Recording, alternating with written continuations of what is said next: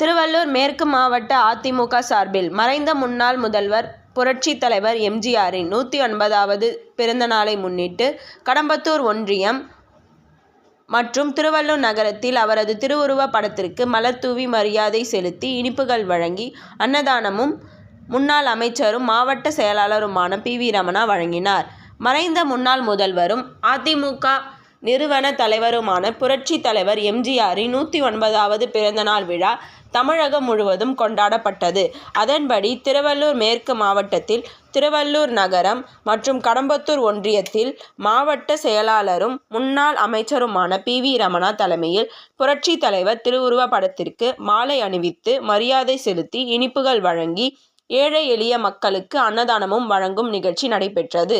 அதன்படி கடம்பத்தூர் ஒன்றியம் பாப்பரம்பாக்கம் ஊராட்சியில் கிளை செயலாளர்கள் என். ராஜகுமார், ராஜேந்திரன், ராஜ்குமார், தமிழரசன், சரவணன், பார்த்தசாரதி, கோப்பூர் லோகநாதன் ஏற்பாட்டில் கிராம மக்களுக்கு விலையில்லா சேலை மற்றும் 200க்கும் மேற்பட்டோருக்கு அன்னதானமும் வழங்கப்பட்டது. அதேபோல் பட்டறை மற்றும் மேல்நலாத்தூர் கிராமத்தில் ஒன்றிய இளைஞரணி சார்பில் கோட்டீஸ்வரன் ஏற்பாட்டில் அன்னதானம் வழங்கப்பட்டது.